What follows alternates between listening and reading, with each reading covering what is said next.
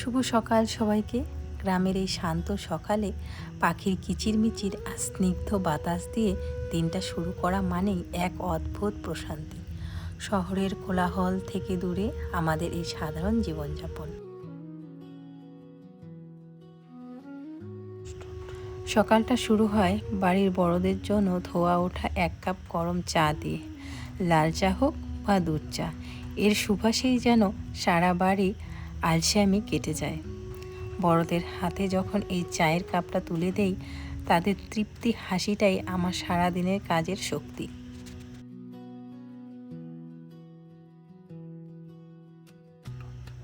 একদিকে যখন বড়দের আড্ডা জমেছে চায়ের কাপে, অন্যদিকে শুরু হয়েছে ছোটদের আবদার মেটানোর পালা। আমার সোনা মানিক দুটোর জন্য আজ ঝটপট বানাচ্ছি ওদের প্রিয় ম্যাগি।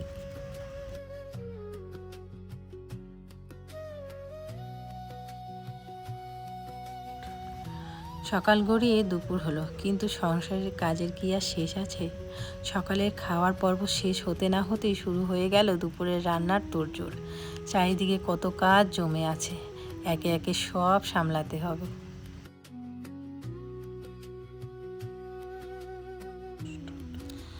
একদিকে রান্নার প্রস্তুতি, অন্যদিকে দুই ছেলের এক গাদা কাপড়। গ্রামের এই ব্যস্ততায় নিঃশ্বাস ফেলার সময়টুকু পাওয়া ভার। কাজ করতে করতে আর চোখে ওদের দিকেও নজর রাখতে হয়। ওরা কি করছে, কোথায় যাচ্ছে, হাজার কাজের মাঝেও ওদের এই নির্মল হাসি মুখটাই সব ক্লান্তি ভুলিয়ে দেয়। আজকে দুপুরে মেনুটা কিন্তু পুরোপুরি নিরামিষ, তবে স্বাদে কোনো অংশে কম নয়। একদিকে ফুটছে ঘন বুটের ডাল, আর অন্যদিকে তৈরি হচ্ছে সয়াবিন দিয়ে কোয়াশ আর আলুর ঝোল। কড়াইয়ের মশলা কষানো সেই সুন্দর গন্ধ পুরো বাড়ি ম করছে। আজ এই বৃষ্টির দুপুরে গরম ভাত, সাথে থাকে মুচমুচে গোল গোল পাঁপড় ভাজা, তবে তো আর কথাই নেই। সাধারণ কিছু পদ দিয়ে তৈরি এই আয়োজন যেন অমৃতের সমান। বৃষ্টির দিনে গরম গরম নিরামিষ রান্না আর সংসারের ছোট ছোট আনন্দগুলো নিয়েই আমাদের দিন কেটে যায়।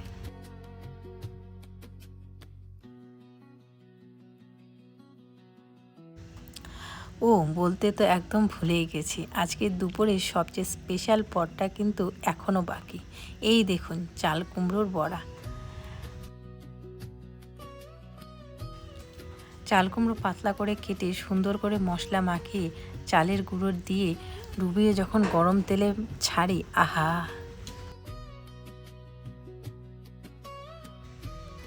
বৃষ্টির দিনে এই চাল কুমড়োর বড়া ভাজা ছাড়া কি আর নিরামিষ খাওয়া জমে? একদিকে কোয়াশ সয়াবিনের ঝোল আর বুটের ডাল, আর তার সাথে এই গরম গরম চাল কুমড়োর বড়া, একেবারে রাজকীয় ব্যাপার। গ্রামের এই টাটকা চাল কুমড়ো, এই বড়ার স্বাদ কিন্তু একবার খেলে মুখে লেগে থাকে। আগের মতো তো সেইভাবে তোমাদের সাথে রান্না শেয়ার করতেই পারি না, সময়ের অভাবে। চলো আজকে তোমাদের সাথে এই রেসিপিটা শেয়ার করি। সবার প্রথমে আতপ চালটা ভিজিয়ে রেখেছিলাম কিছুক্ষণের জন্য। তারপরে যখন একটুখানি সময় ভিজিয়ে রাখার পরে মিক্সারে ভালো করে বেটে নিয়েছি। তারপরে ওটার মধ্যে নুন, হলুদ, লঙ্কার গুঁড়ো আর একটুখানি আটা মিশিয়ে নেবে। হ্যাঁ, তোমরা আটার পরিবর্তে কিন্তু বেসনটাও মিক্স করতে পারো। আমার বাড়িতে না বেসন নেই, কারণ আমাদের বাড়িতে সেরকম বেসন আনাই হয় না। আটাটা প্রায় সবসময় বাড়িতে থাকে, তো সেই জন্য আটাটাই মিক্স করে নিয়েছি। ভালো করে মিক্সড করে তারপরে কড়াইটা ভালো করে তেলটা গরম করে ডুবা তেলের মধ্যে যদি বড়াগুলো ছাড়া হয়, তাহলে একদম ফুলে ফুলে উঠবে। আমি কিন্তু সেরকম ডোবা তেল দেইনি বন্ধুরা, কারণ তোমরা সবাই আমার ব্লগ দেখতে দেখতে হয়তো বা এতদিনে জেনেই গেছো, তেলের প্রতি কিন্তু আমাদের বাড়িতে সবারই একটা অ্যালার্জি আছে। তেলটা কেউ পছন্দ করে না, আর পছন্দ করে না বলতে ভুল, বেশি পছন্দ করে না। তো সেই জন্য আমি অল্প তেলের মধ্যেই করছি। কিন্তু কি বলো তো, বড়া ভাজা এই সমস্ত কিছুগুলো কিন্তু একটু তেল দিতেই লাগে, না হলে তো হয় না ভালো, তাই না? আর এদিকে বড়া যখন আমি করব, তখন কিন্তু বর মশাই এসে খুব মজার সহিত খাবে, কিন্তু পর মুহূর্তে বলবে তুমি কেন বানাইছো? তো তুমি তো জানোই এই জিনিসগুলো বানাইলে পরে আমার একটু লোভ লাগে, তখন আমি খাই, কিন্তু তারপরে আমার গ্যাস হয়, তুমি এগুলো কেন বানাও? এইভাবে করে আমাকে প্রচণ্ড গালাগালি দিবে। আর আমি বলি যে তোমার যদি ভালো না লাগে তুমি খাবা না, ও খাবেও আবার গালিও আমাকে দিবে। তোমরা বলো তো এটা কি ঠিক? তো যাই হোক, এই দিকে আমি ভাত বেড়ে নিলাম, এখানে 2 ছেলে আর ওর বাবা মিলে এখানে খাবে, সকালের খাবার আর কি।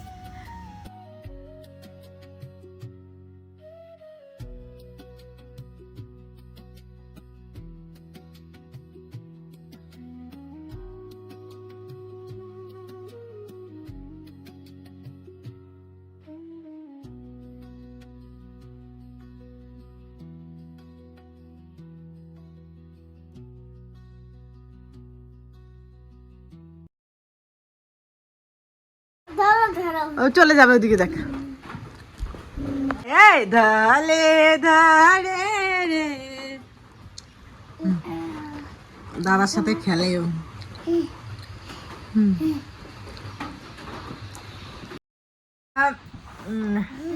11টা 11:30টার দিকে খাওয়া দাওয়া করে ঘুমিয়েছিলাম। আমি শুয়েছিলাম আর এরা দুজন ঘুমিয়েছিল। ঘুম থেকে উঠলো আর ওরা যখন ঘুমিয়েছিল তখন জামা কাপড় কিছু ধুয়ে দিয়েছি, যদিও বা বৃষ্টির মধ্যে না ধুলেও হবে না, যেহেতু হিসু করেছে না, নাহলে গন্ধ করে।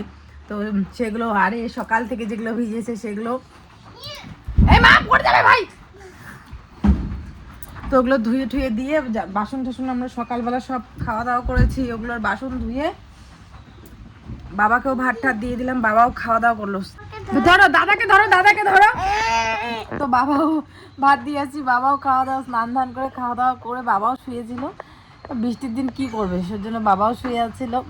আর এদেরও তো বাইরে যাওয়া আজকে বন্ধ। তো তোমাদের দাদা ভাই গেছে হচ্ছে ইসেতে ইট ভাটাতে ইট আনতে। আজকে আমাদের বাড়িতে আসবে ফাইনালি ইট, আমরা খুব খুশি, তাই না বাবা? ইট আসবে না আমাদের বাড়িতে আজকে? আবার ঘরের কাজ হচ্ছে বন্ধুরা, কিছুদিন বন্ধ ছিল, ঘরের কাজ বন্ধ ছিল।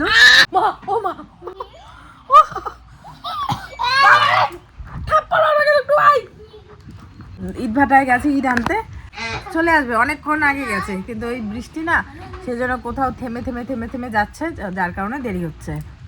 তো চলো,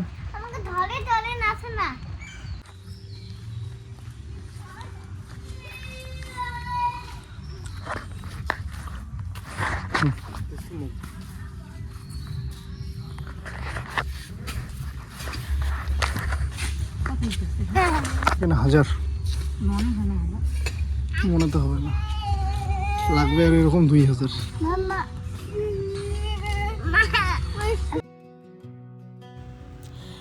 বিকেল গড়িয়ে সন্ধ্যা নামার ঠিক আগের মুহূর্তে আকাশটা একটু আগে মেঘলা থাকলেও এখন যেন এক অদ্ভুত শান্ত আভা ছড়িয়ে পড়েছে। ঠিক এই সময়ে আমাদের জন্য আসলো এক বিরাট সুখ খুশির খবর।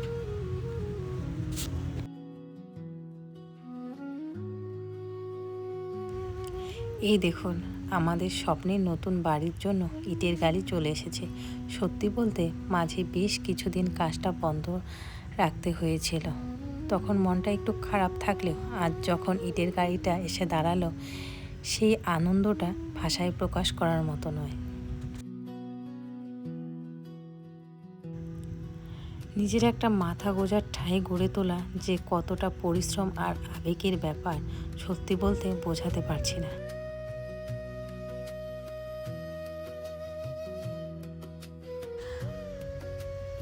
মাঝখানে সেই অস্থির কাটিয়ে কাজটা আবার নতুন করে শুরু হচ্ছে ভেবেই বুকটা ভরে উঠছে। ছোট ছোট এই ইটের পাহাড়গুলোতেই একদিন আমার সুন্দর একটা ছাদ উপহার দেবে।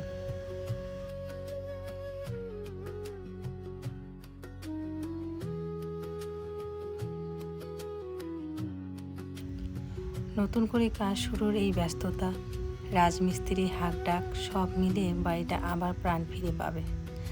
আমাদের স্বপ্নগুলো এবার ইটে ইটে ডানা মেলবে।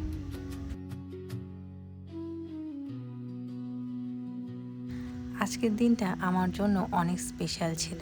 সকালের ব্যস্ততা থেকে বিকেলের এই বড় প্রাপ্তি সবটাই আপনাদের সাথে শেয়ার করলাম।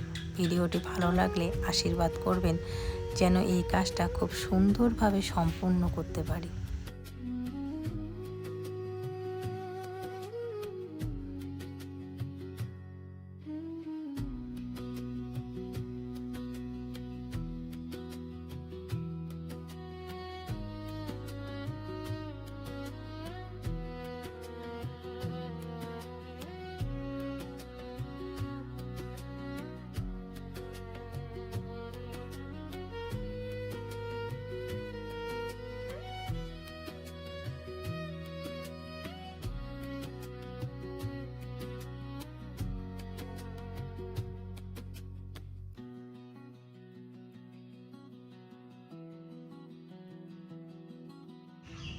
প্রিয় বন্ধুরা, ঈদ নিয়ে চলে এসলাম আজকে। আর আজকের আকাশ কিন্তু দেখতেই পারছো পুরো মেঘাচ্ছন্ন। তার কারণ হচ্ছে সকাল থেকে বৃষ্টি, কালকে সকাল অবধি বৃষ্টির যে আবহাওয়া দপ্তরের খবর সেটা হচ্ছে কালকে সকাল থেকে বৃষ্টি হতে পারে। যাই হোক, এদিকে ঈদ নিয়ে চলে এসেছি। আর এখানে নিয়ে এসেছি হচ্ছে 1000 ইট। আমি ইট ভাটা থেকে নিয়ে এসেছি। আমাদের এই ঘর সম্পূর্ণ করতে প্রায় আনুমানিক 3000 ইট লাগবে। এখানে জাস্ট 1000। আমি বর্ষার আগে যেহেতু বলেছিলাম তোমাদেরকে যে পিলারগুলো তুলে রাখবো, তার জন্য কিছু ইট দিয়ে আবার যতটা পারি ওয়ালও তুলবো। সেই জন্য কিন্তু ইটটা তাড়াহুড়ো করে নিয়ে আসলাম, কারণ কিছুদিন পরেই বর্ষা শুরু হয়ে যাবে, তখন আর কাজ করা কিন্তু সম্ভব হবে না।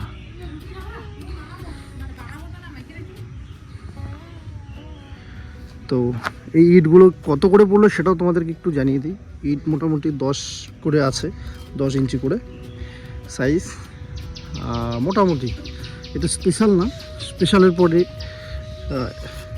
1 নাম্বার বলতে পারবো আর কি। তো এখানে 1000 ইট আনতে আমার বাড়িতে নিয়ে আসা পর্যন্ত খরচ হলো প্রায় 11,500 টাকা। মানে 11,500 কম, একটু কম, বেশি কম না, তবে বলাই যায় 11,500 টাকা 1000 ইটে। তাহলে 3000 ইট যদি লাগে তাহলে হচ্ছে লাগবে গিয়ে, তোমরা একটু হিসাব করে নাও। তো এত টাকার ইটই লাগবে। যাই হোক, কালকে থেকে যদি আকাশ ভালো হয় তাহলে হচ্ছে আমরা কালকে থেকে মিস্ত্রি লাগিয়ে দেবো। এই আকাশ কিনা ঠিক থাকে, মিস্ত্রি কাকুর সঙ্গে একটু আগে কথা হলো যে আকাশ যদি ভালো থাকে তাহলে উনি কালকের থেকে কাজ শুরু করবে। তো বাকি আরও কিছু ম্যাটেরিয়ালস লাগবে, যেমন সিমেন্ট লাগবে, তারপরে হচ্ছে যে কিছু রড আনতে হবে, বালি শর্ট পড়লে বালি আনতে হবে, এখন পিক আপ করে আনবো ছোটো গাড়ি করে, পাথর তো আছেই মোটামুটি। তো এই হচ্ছে বিষয়।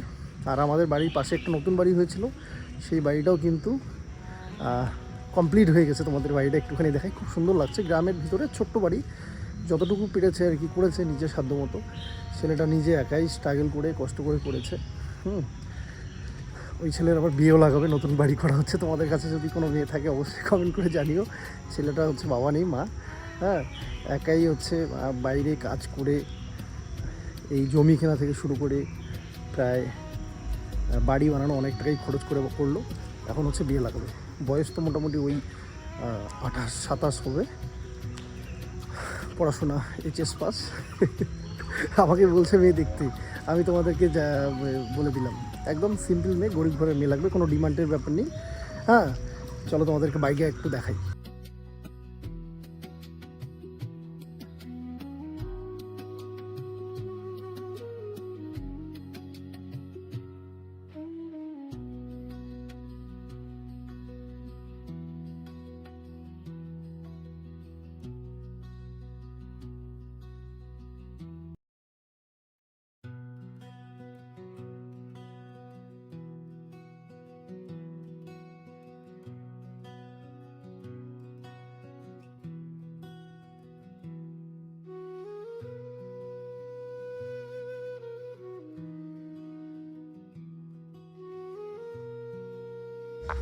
এই হচ্ছে বাড়ি, নতুন বাড়ি।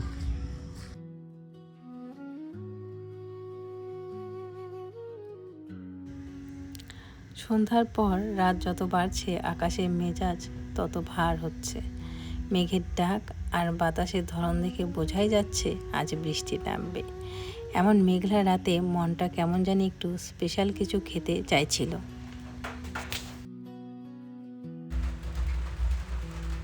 বৃষ্টি নামার আগেই বরমশাই তড়িঘড়ি করে বাজার থেকে টাটকা চিকেন নিয়ে আসলো। বাইরের এই ঝিরিঝিরি হাওয়া সাথে যদি গরম গরম মাংসের ঝোল আর রুটি হয় তবে তো আর কিছুই লাগে না। সত্যি ওর দেওয়ায় এরকম ছোট ছোট সারপ্রাইজগুলো দিন শেষে সব ক্লান্তি দূর করে দেয়।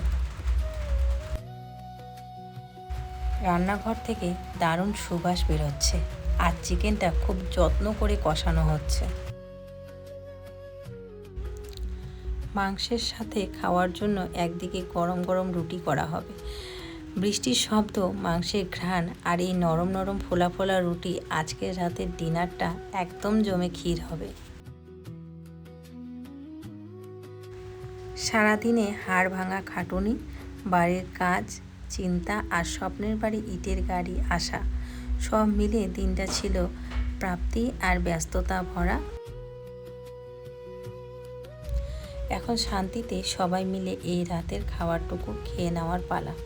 আপনাদের রাতের মেনু কি কমেন্টে জানাতে ভুলবেন না।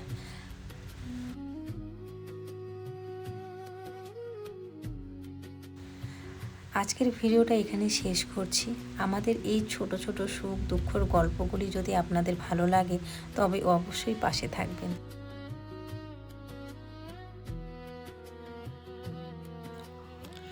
আর হ্যাঁ বন্ধুরা, আজকের মাংসটা কিন্তু তোমাদের দাদাভাই রান্না করেছিল। যদিও বা আমি রান্নাঘরে গিয়েছিলাম তো বললো যে না থাক, তুমি বাচ্চাদের দেখো। দিনের বেলা যদিও বা ঠাকুর দাদার কাছে বা থাকবে কিন্তু বা এমনি খেলাধুলা করবে, রাতের বেলা মা ছাড়া কিছুই বোঝে না। তো সেই জন্য রাতের বেলা আমাকেই নিতে হয়। আর ঘুমেরও সময় হয়ে গেছে, মোটামুটি 8টা সাড়ে 8টার দিকে ওরা ঘুমিয়ে পড়ে। তো যার কারণে ওদেরকে খাওয়াতে হবে এখন। তো সেই জন্য আমি ওদিকে 2 ছেলেকে খাওয়াতে ব্যস্ত আর ও এদিকে মাংস রান্না করাতে ব্যস্ত। রুটিগুলো আমি করেছিলাম, বাবা আর আমি খেয়েছিলাম ভাত, আর তোমাদের দাদাভাই খেয়েছিল রুটি। ইদানিং কয়েকদিন ধরে ও রুটিই খায়।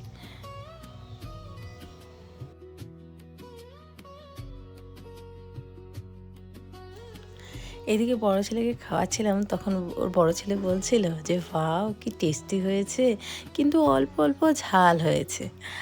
তো ওর বাবা তাই এটা একটুখানি রেকর্ডিং করছিল। তো দেখো ঝোল ফুটে গেছে আর তার গন্ধ পুরো বাড়িটা ম ম করছে, কি সুন্দর গন্ধ বেরিয়েছে। এদিকে ছোট ছেলেকে খাইয়ে বড় ছেলেকে খাওয়াতে বসেছি। ওকে খাওয়াতে আমার বেশি সময় লাগে, কারণ মুখের মধ্যে ভাত নিয়ে বসে থাকে, তারপরে গল্প করতে করতে করতে করতে খাওয়াতে হয়। অনেক ধরনের গল্প করতে হয়, যে গল্পের না শুরু আছে না শেষ আছে। কোথা থেকে যে শুরু করি আর কোথায় যে শেষ হয় আমি নিজেও জানি না। কীরকম হয়েছে অবশ্যই কমেন্ট করে জানিও। দেখা হচ্ছে আগামীকাল আরেকটি সুন্দর ভিডিও।